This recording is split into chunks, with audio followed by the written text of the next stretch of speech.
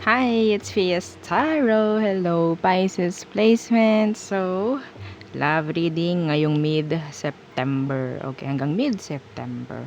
So, syempre, before tayo mag-start, kung hindi ka pa nakakapag-subscribe, please do subscribe and hit the notification bell para lagi po tayo maging updated sa mga mangyayari pa lang. Okay? And yeah, don't forget na mag-follow sa atin pong FB page. Okay? And kung may tanong po sa ating private or personal reading, message lang po kayo sa atin pong FB page for more info. Okay?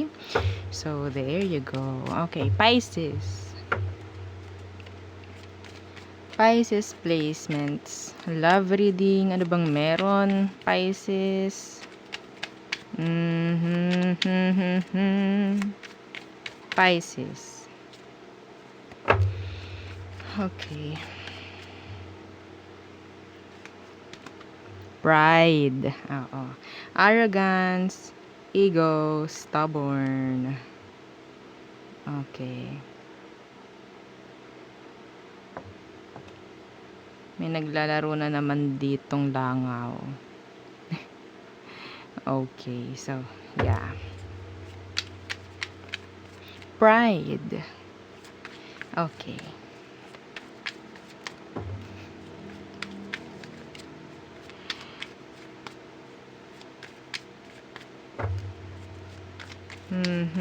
Ano pa? Tinititigan ko yung picture. Tinititigan ko kaya ako medyo ano. Okay.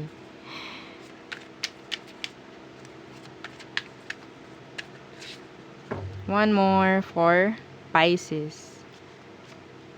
Hopeless. Ay, hopeless na to. Sinking, despair, and falling apart. Some of you, because of your pride, I guess, kung ikaw tong ma-pride, feeling ng person mo, hopeless na yung situation nyo. Okay?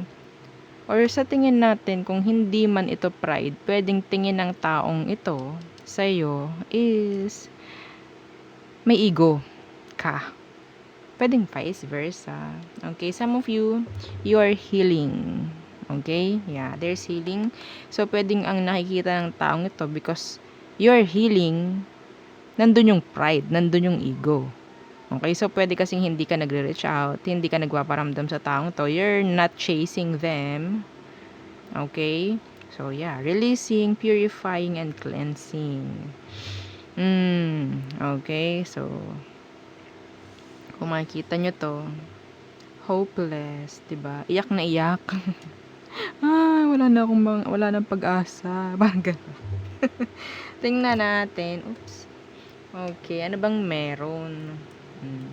Pagdating sa iyo, Pisces. Tingnan natin. Okay.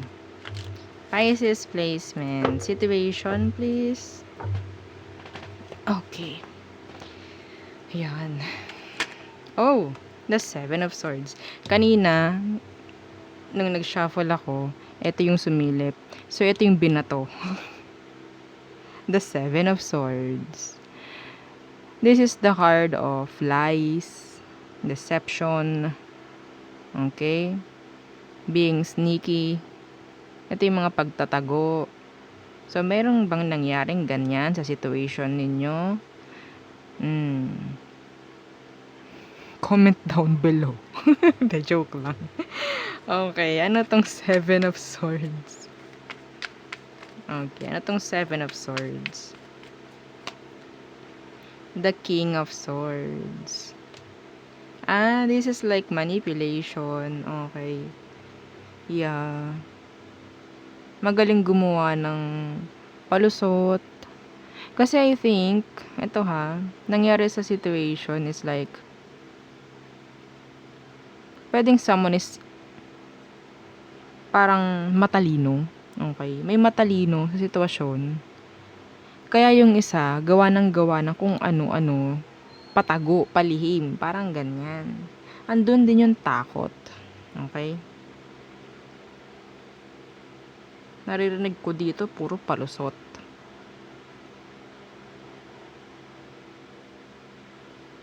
Someone is like too detached and cold. Yeah. Some of you pwedeng air sign itong person mo. Gemini, Libra, Aquarius. Okay? One more. For me, the King of Swords. This is someone who is pwedeng kasal. Okay? Because, yeah, ito yung ano eh. Ito yung, some of you, no, in general, merong legal issue. Okay? Legal issues. So, tingnan natin. Ano ang kanyang emosyon pagdating sa'yo, Pisces? Emosyon. The Four of Cups. So, they're trying to ignore you. Yes. Ini-ignore. Pwedeng Cancer. Yeah, the Wheel of Fortune in reverse. Some of them, nakakaramdam ng boredom. Boring. Parang pagdating sa emosyon nila sa'yo, walang pagbabago. Okay? Walang pag-level up. Wala. Okay? So, I think some of you, kailangan nyo talagang maging matatag dito, lalo na kung karelasyon mo pa to. Hanggang ngayon. Kasi wala akong nakikita rito, pagdating sa emosyon niya, dapat maging matalino ka rito. Okay? Kasi kung hindi, kawawa ka. Apat pa lang ito. Apat pa lang na cards. Ang dami ko nang nakukuhang message. Yeah. Walang pagbabago pagdating sa emosyon. Kung meron mang separation, emosyon niya pagdating sa'yo is like, minsan napapaisip-isip. Okay? Pero hindi gagawa ng kahit anong way. Okay? Unfinished business, ang nakikita ko rin. Ano emosyon mo for them? Death. Okay. So, pwedeng ikaw yung naghinto or pumigil or nakipaghiwalay dito sa taong ito. Some of you, ikaw. Okay? Pwede kasing this is enough. Oo. Masyado na to. This is it. Oo. Parang ganyan. Gusto mo ng pagbabago eh. Yeah. The Eight of Pentacles. Kaso hindi nagkakaroon ng pag-usad. Pwedeng hindi pareho yung effort. Okay? Or yung iba sa inyo, inaayawan mo na talaga itong taong to dahil gusto mo iba na. Gusto mo iba na. Or gusto mong may mabago na. Gusto mong may mabago na, itong taong to wala. Hindi niya gusto yun. Okay? Ano bang dahilan ng taong to? Tingnan ko. Okay. Ano bang dahilan niya? Bakit ganito? Iba sa kanila, kung may separation, nalulungkot. Actually, nalulungkot. Tingnan natin. Yeah, the Magician. Parang manifest lang ng manifest, pero walang ginagawang actions at all. Ang daming problem, ang dami niyang rason, ang dami niyang palusot. Okay, pagdating sa sitwasyon na to. So, you're not like staying or maghihintay ka sa taong to. Hindi ganun ang nakikita ko sa'yo. It's like, take it or leave it. Parang ganyan. Hindi ako mag-i-stay, hindi ako maghihintay sa'yo. Parang ganyan. Kung walang pag-usad dito, hindi ko hahayaan yung sarili kong nandito lang nakastuck sa'yo. Parang ganun eh. Yun yung nararamdaman ko sa'yo. Okay? So, yun nga, nagmamatapang ka ngayon. Tinatapangan mo. Iba rito talaga may legal na nangyayari. Pwedeng may mga kaso na. May mga sinasampa na sa korte. Mga ganyan. Okay? Yeah. Hindi ko hahayaan yung sarili ko na walang mangyaring pag-usad. Parang ganun yung naririnig ko sa'yo. Okay, tingnan natin. Anong next action niya pagdating sa'yo? Yeah. pride, arrogance, ego, stubborn. Hindi naman siguro. Alam mo lang. Okay? Ginagamit mo na lang siguro ngayon. Hindi pala siguro. Ginagamit mo na talaga yung utak mo this time. Okay? Kasi, yun nga, pwedeng, ay, ayoko na to. Hopeless na to. Walang mangyayari dito. Ayokong magpaka-TNGA dito. Ayokong magpakalugmok na lang dito. Gusto ko ng pag-usad sa buhay ko. Hindi ko hahayaan sarili kong mabulok na lang sa ganitong sitwasyon.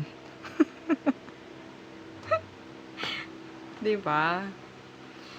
Okay, so tingnan natin. Anong next action ng taong ito? Pagdating sa'yo, meron ba? Tingnan natin.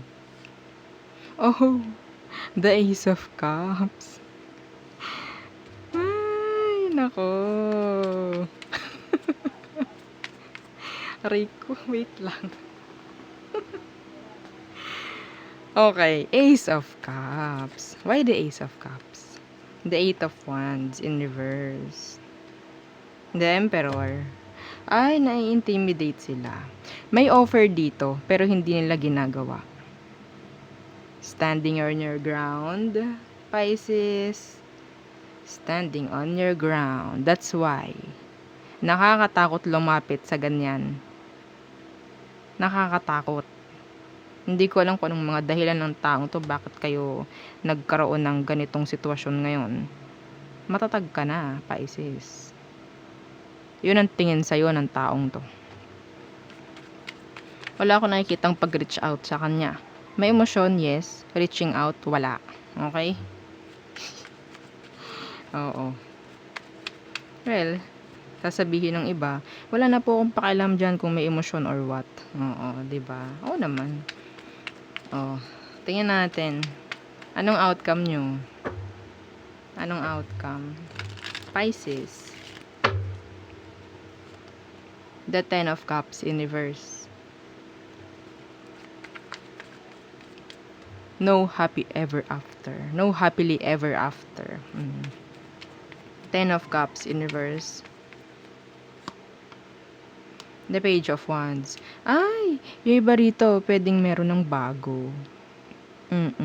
Gusto na ng bago. Yes. Ayoko na dito, tama na to. Gusto ko naman ng bago. Yeah. Pero some of you, okay, needs to heal. Yung person mo from the past, nag-uumiyak. Hopeless. Nag-uumiyak. Some of them nagsusumamo na, pero hindi nila ginagawa. Iba sa inyo pwedeng may bago na, no? Oo, may bago na ito. Bakit ganyan? May bago na si Pisces. Yan, ganyan sinasabi ng person nyo sa past. Yes. Some of you, nandito yung annulment, divorce. Yan. Madalas sa mga Pisces, ang merong ganito, sa inyo ko lang nakukuha yung mga ganitong situation, yung may mga legal. Oo, I guess, ba yan, yung mga langaw-langaw pa. Nilalangaw na yung person mo sa past. Okay, so tingnan natin. Ano bang advice ang pwede? King of Wands. And, tingnan natin. Kung anong decision mo, panindigan mo. Okay? Yun lang ang advice ko. Kung anong decision mo, papanindigan mo. Okay? Yeah. The Eight of Cups. Ang linaw nun. Ang linaw nun. Yung iba sa inyo, magiging maganda ang kaperahan.